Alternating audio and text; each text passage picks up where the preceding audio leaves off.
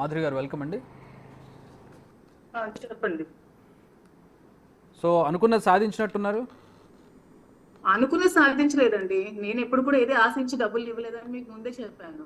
కానీ ఇక్కడ కూడా వచ్చి ఆక్యుపై చేసేస్తే ఇంకా మరి మా డబ్బులు గ్యారంటీ ఏముంటుంది? శ్రీను గారికి అదే అడిగితే ఇంకా మరి నేను ఇంకేం చేయలేనమ్మా, హౌస్ నీ పేరు మీద రిజిస్ట్రేషన్ చేసేస్తానని చెప్పి నేను నాకు 1140కి రిజిస్ట్రేషన్ చేయడం జరిగింది.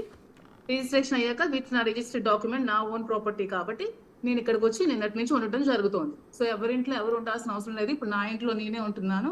ఇది నా ఓన్ ప్రాపర్టీ. ఈ ఇంట్లో ఇప్పుడు వానికి గాని ఎవరికి గాని సంబంధం లేదు. ఎవరు కూడా దగ్గరికి కూడా రావడానికి వీల్లేదు. సో అంటే ఇక్కడ చెప్పడం ఏంటంటే ఒక వ్యూహం ప్రకారం జరిగింది అనేది వాళ్ళు అంత చేస్తున్నారు. వ్యూహం ప్రకారం జరిగింది అవేమి లేవండి. వ్యూహం ప్రకారం జరిగితే ఎప్పుడో రిజిస్ట్రేషన్ నేను చేసుకోలేదు. ఎందుకంటే నేనే డబ్బులు పెట్టి కట్టుకొని నేను రిజిస్ట్రేషన్ చేసుకోకుండా ఊరుకున్నానంటే ఏది ఆశించుకున్నా సరేలే వైఎస్ఆర్సీపీ పార్టీ ఆఫీసే కదా, మన ఆఫీసే అనుకుని నేను ఊరుకున్నాను. సో ఇక్కడ కూడా వచ్చి ఇది కూడా ఆక్యుపై చేసేసి దీంట్లో కూడా మేము వచ్చేస్తామంటే ఇంకా ఊరుకునే వాళ్ళు ఎవరు లేరు. సో అదే విషయం నేను వెళ్ళి అడగడం జరిగింది శ్రీను గారికి. సో శ్రీను గారు నాకు అమ్మ వద్దు, నువ్వేం దానికోసం టెన్షన్ పడుకు, నేను నీ పేరు మీద రిజిస్ట్రేషన్ చేసేస్తాను. ఇది మా సెల్ఫ్ అక్వైర్డ్ ప్రాపర్టీ. నేను సొంతగా ఈ సైట్ కొనుక్కున్నాను, డబ్బులు నువ్వు పెట్టావు కాబట్టి ఇది నా సెల్ఫ్ అక్వైర్డ్ ప్రాపర్టీ కాబట్టి దీనికి ఎవరికి ఏ సంబంధం లేదు, నీకు రిజిస్ట్రేషన్ చేస్తానని చెప్పి నాకు నిన్న 1140కి రిజిస్ట్రేషన్ చేయడం జరిగింది. రిజిస్ట్రేషన్ చేసిన తర్వాత నేను నిన్న 12 ఇంటికి వచ్చి ఉండడం జరుగుతుంది. ఇక్కడే ఉన్నాను. ఇప్పుడు కూడా ఇంటికి పవర్ అంతా కట్ చేసింది ఆమె. పవర్ కూడా లేదు ఇంట్లో. గోడలు అవి పగలు కొడుతున్నారు, తలుపులు అవి. ఇంకా నాకు స్టిల్ ఆమె నుంచి థ్రెట్ ఉంది. పోలీసులు ఇంకా నాకు రక్షణ కల్పించాలని కోరుకుంటున్నాను. అంటే ఇప్పుడు వాణి గారు కోర్టును ఆశ్రయించారు, కరెక్ట్గా తీర్పు వచ్చే రోజే మీకు రిజిస్ట్రేషన్ పూర్తయింది. వాణి గారు కోర్టును ఆశ్రయించారు అవేవి నాకు తెలియదండి. నాకు సంబంధించిన విషయాలు ఎలా అవుతాయి? కోర్టుకు ఆశ్రయించారో ఈ ఇంటికి సంబంధించి తనకి ఇంట్లోకి వెళ్లే హక్కు ఉంది. అదేమో మరి నాకు తెలియదు. ఇంటికి సంబంధించి వెళ్ళడానికి ఇల్లు అనేది ఆవిడ ఆస్తి కాదు. ఇప్పుడు కాదు, గత 3 రోజుల క్రితం చూసినట్లు రిజిస్ట్రేషన్ కి ముందు క్రితం కూడా 2 years నుంచి ఆవిడ వదిలేసిన అతన్ని 2 years నుంచి కూడా డబ్బులు పెట్టి కట్టుకున్న ఇల్లు ఇది కూడా ఆవిడకి సంబంధం లేదు. ఈ హౌస్ నేను కట్టించిన ఇల్లు, నేను డబ్బులు ఇచ్చి నేను అప్పిచ్చి ఈ కన్స్ట్రక్షన్ చేసి పార్టీ ఆఫీస్ ని నేను నిలబెట్టిన ఇల్లు ఇది. సో ఆవిడకి అది కూడా సంబంధం లేదు. కోర్టులో ఏమున్నా సరే తను వాళ్ళ హస్బెండ్ తో తేల్చుకోవాలి. ఇది నేను కొనుక్కున్న ఆస్తి కాబట్టి, ఇది నా ప్రాపర్టీ కాబట్టి. మీకు ఆల్రెడీ డాక్యుమెంట్ కూడా పంపించాను, మీరు చూపించవచ్చు. పలాసాల రిజిస్ట్రేషన్ అయింది. రిజిస్ట్రేషన్ అయ్యాక నేను సిఏ గారికి, ఎస్ఐ గారికి, ఎస్పీ గారికి ముగ్గురికి కంప్లైంట్ పెట్టి నేను ఇంటికి రావడం జరిగింది. నేను ఇంట్లో ఉంటున్నాను సార్, నాకు ప్రొటెక్షన్ కావాలి అని చెప్పి నేను పెట్టి రావడం జరిగింది. సో నిన్నటి నుంచి నేను ఇక్కడే ఉంటున్నాను. ఇక మీదటి కూడా నేను ఇక్కడే ఉంటాను, ఎందుకంటే ఇది నా ఇల్లు కాబట్టి. శ్రీను గారు కూడా ఇక్కడే ఉంటారా? శ్రీను గారు ఇక్కడే ఉంటున్నట్టున్నారు. శ్రీను గారు నిన్న రిజిస్ట్రేషన్ చేసేదాకా నాకు హౌస్ కీస్ అప్పు చెప్పేసి శ్రీను గారు వెళ్ళిపోయారు ఇంటి నుంచి. ఓకే, సో ఇప్పుడు ఆయన ఇక్కడ ఉండరు, కానీ అక్కడ ఆయన భార్య ఆయన పిల్లలు మాత్రం అక్కడికి వస్తూ ఉన్నారు. అంటే కింద ఇంకా ఉన్నారా? ఇంకా ఇష్యూ జరుగుతుందా? అంటే ఆవిడ ఎప్పుడు కూడా ఎవరి ఆస్తులోకి వెళ్ళిపోయే టైప్ కాబట్టి ఆవిడ ఇంకా వస్తూనే ఉంది. దీని మీద పోలీసులు సివియర్ యాక్షన్ తీసుకోవాలి. నేను కూడా ఇంకా మళ్ళీ పోలీసులకి నేను కాల్ చేయడం జరుగుతుంది. వాళ్ళు రెస్పాండ్ అయ్యారు, బాగానే వచ్చి ఉన్నారు. ఎందుకంటే ఇది నా ప్రాపర్టీ కాబట్టి ఎవరు నా ప్రాపర్టీలోకి రావడానికి రైట్ లేదు. మాధురి గారు, ఇది మీ ప్రాపర్టీనే కాదని ఎవరు అనట్లేదు. మా చేతిలో మీరు ఇచ్చిన పేపర్స్ ఉన్నాయి, మీ పేరు మీద రిజిస్ట్రేషన్ అయినట్టుగా పూర్తిగా ఉంది. మీది మీ ప్రాపర్టీనే, మీరే ఉంటున్నారు, కరెక్ట్. లీగల్గా అది కరెక్ట్ కాదని ఎవరు అనడానికి లేదు. కానీ ఇక్కడ ఎథికల్ గా వాళ్ళు మాట్లాడుతూ ఉన్నారు. ఇందులో మేము భార్య ఎథికల్ గా భార్య మాట్లాడుకుంటే ఆల్రెడీ శ్రీను గారికి ఒక ఇల్లు ఉంది, అక్కడికి వెళ్ళి ఎథికల్ గా ఎథిక్స్ మాట్లాడుకోమని చెప్పండి. ఎథికల్ గా మాట్లాడుకోమని నేనేం చెప్పట్లేదు. ఆల్రెడీ ఒక 6 crores పెట్టి అతను ఒక ఇల్లు కట్టారు. ఆల్రెడీ ఇల్లు ఉంది, ఆ ఇంట్లోనే ఆమె నివసిస్తోంది. ఆ ఇంటికి వెళ్ళి మాట్లాడుకోమనండి. ఇక్కడ కనిపించేది వచ్చి మీడియా ముందు ఏదో మాట్లాడుతుంటే అవన్నీ నిజాలు అయిపోవండి. ఎథిక్స్ పరంగా మాట్లాడుకోవాలంటే ఇల్లు, ఆమెకి ఒక ఇల్లు ఉంది, అతను కట్టిన ఇల్లు. అతను అక్కడికి వెళ్ళి ఆమె ఎథికల్ గా మాట్లాడుకుని లీగల్ గా ఏదైనా ఉంటే తేల్చుకోమని చెప్పండి. ఎవరో పెట్టిన ఇల్లు, ఎవరో మేము కట్టుకున్న ఇల్లు మీదకి వచ్చి దోపిడీ చేసేసి దౌర్జన్యం చేసేసి వచ్చేస్తారంటే ఎవరికి అవ్వదు కదా. ఇన్ని రోజులు ఎందుకు పట్టింది? ఇన్ని రోజులు ఆవిడ కోర్టును ఆశ్రయించాకే ఎందుకు రిజిస్ట్రేషన్ అయింది? ఇంతకు ముందే ఎందుకు చేసుకున్నారు? ఇన్నాళ్ళు కూడా నేను ముందు నుంచి మీకు ఒకటే చెప్తున్నానండి, నేను ఎప్పుడు ఆశించి నేను ఇవ్వలేదు. శ్రీను గారికి పార్టీ ఆఫీస్ పెట్టుకుంటాను, శ్రీను గారు ఉంటాను, పార్టీ కార్యక్రమాలు జరుపుకుంటామని చెప్పారు కాబట్టి నేను డబ్బులు ఇవ్వడం జరిగింది.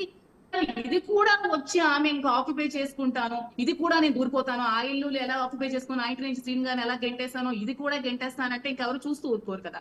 ఆ ఇంటికంటే నాకు సంబంధం లేదు, నేను ఏ రోజు కూడా రూపాయి ఇవ్వలేదు, ఆ ఇంటికి నాకు ఏ సంబంధం లేదు, నాకున్నాయి కాబట్టి నేను రిజిస్ట్రేషన్ చేసుకోవాల్సి వచ్చింది. సో ఇప్పుడు దువ్వాడ వాణి గారు గత కొద్ది రోజులుగా ఇంటి ముందే ఉంటున్నారు కదా, మీరు ఏ టైంలో ఇంట్లోకి ఎంటర్ అయ్యారు, అసలు ఏ ఇబ్బంది లేకుండా డైరెక్ట్గా ఇంట్లోకి వచ్చేసారు, ఎట్లా జరిగింది? ఆవిడ ఎక్కడ ఉన్నారంటే నాకు తెలియదండి, ఏ షెడ్ లో ఉన్నారంటే నాకు కీస్ ఇచ్చారు, నేను కీస్ తీసుకుని ఇంట్లోకి రావడం జరిగింది. ఓకే, అంతే. ఇప్పుడు మళ్ళీ మీరు బయటకు వెళ్ళాలంటే ఇబ్బంది అనుకుంటారు. అదే ఎందుకు ఇబ్బంది అంటున్నాను, నా ఇల్లు నా ఆస్తి నుంచి నేను వెళ్ళడానికి మీ ఇల్లేనండి మాధురి గారు, మీ ఇల్లే, మీ ఇల్లు కాదని అనట్లేదు, మీ ఇల్లే కాదనట్లేదు, మీరే ఉండొచ్చు. కాకపోతే నేను అడిగేది ఏంటంటే బయట వాళ్ళు ఉన్నారు, గొడవ అవుతుంది కదా, మీరు ఎట్లా ఎట్లా ట్యాకిల్ చేస్తారు దీన్ని నేను అనేది. పోలీసులు కూడా వాళ్ళని పెద్దగా పోలీస్ అదే అంటున్నానండి, మీ పోలీస్ వారు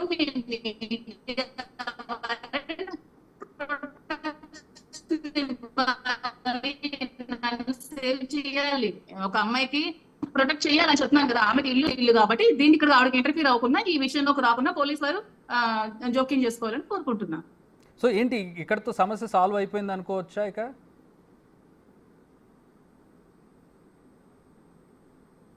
మాధురి గారు, ఇంతటితో సమస్య సాల్వ్ అయిపోయింది అనుకోవచ్చా? ఇక ఆస్తి మీ పేరుకు వచ్చేసింది, మీకు కావాల్సినటువంటి ఆస్తి మీ పేరుకు వచ్చింది, మీకు రావాల్సింది లీగల్గా వచ్చేసింది కాబట్టి ఇంతటితో సమస్య సాల్వ్ అయింది అనుకోవచ్చు. ఇన్ని రోజులు ఆయన పేరు మీద ఉంది, ఆవిడకి హక్కు ఉంది, వస్తూ ఉన్నారు, ఇక మీ ఆస్తిగా పూర్తి అయిపోయింది, ఇది లీగల్గా డాక్యుమెంట్స్ వచ్చినాయి, పోలీసుల ప్రొటెక్షన్తో సహా మీరు లోపల ఉన్నారు, పూర్తి అయిపోయింది అనుకోవచ్చా ఈ సమస్య ఇంతటితో?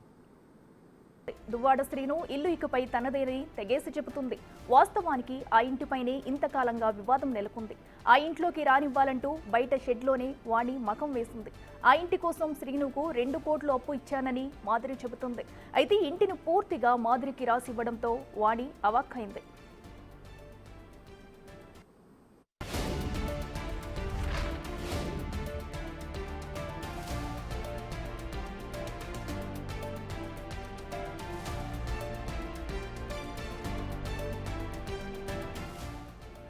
తనని ఇంట్లోకి అనుమతించాలని వాణి కోర్టును ఆశ్రయించింది. వాణిని ఇంట్లోకి అనుమతించాలని ఈ నెల 5న టెక్కలి కోర్టు ఆదేశాలు ఇచ్చింది. వాణి కోర్టును ఆశ్రయించడంతో ఇంటిని మాధురి పేరిట మార్చేశాడు. కోర్టు తీర్పు వచ్చిన రోజే దువ్వాడ ఇంట్లోకి మాధురి ఎంటర్ అయింది.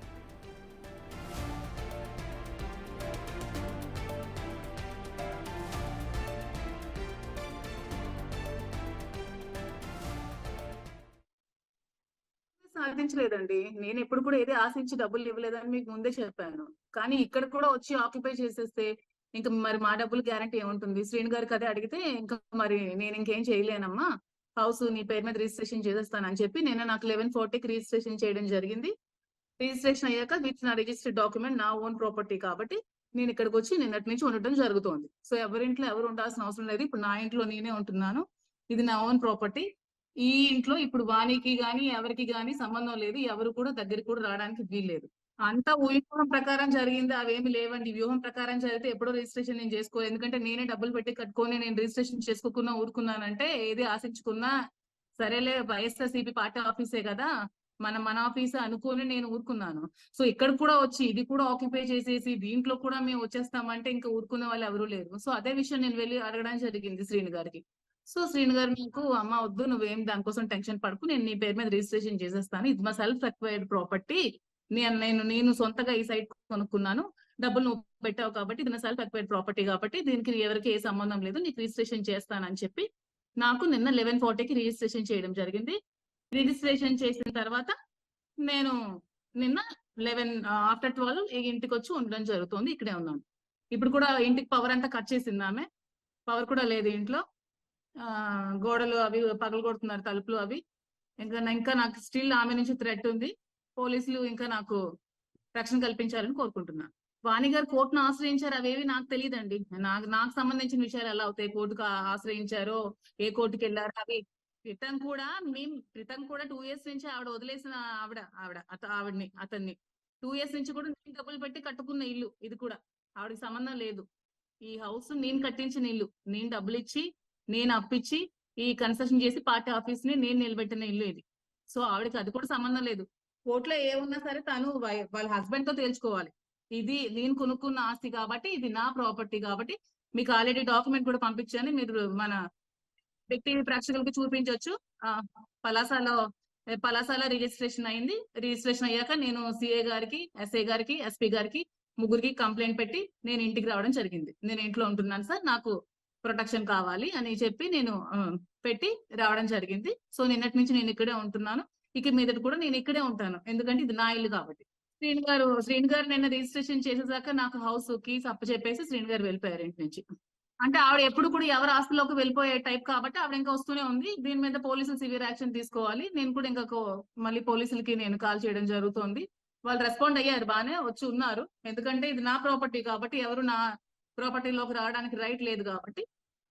ఎథికల్ గా బాగా మాట్లాడుకుంటే ఆల్రెడీ శ్రీను గారికి ఒక ఇల్లు ఉంది, అక్కడికి వెళ్ళి ఎథికల్ గా ఎథిక్స్ మాట్లాడుకోమని చెప్పండి. ఎథికల్ గా మాట్లాడుకోమని నేనేం చెప్పట్లేదు. ఆల్రెడీ ఒక 6 crores పెట్టి అతను ఒక ఇల్లు కట్టారు. ఆల్రెడీ ఇల్లు ఉంది, ఆ ఇంట్లోనే ఆమె నివసిస్తోంది.